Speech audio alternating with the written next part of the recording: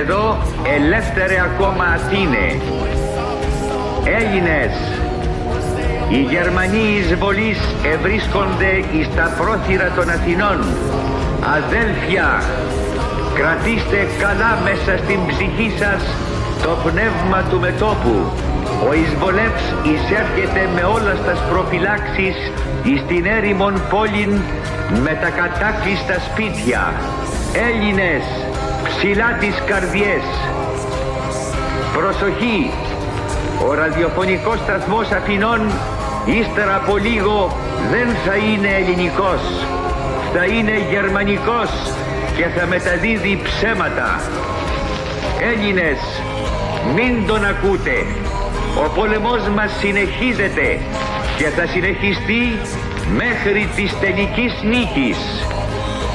Ζήτω το έθνος των Ελλήνων.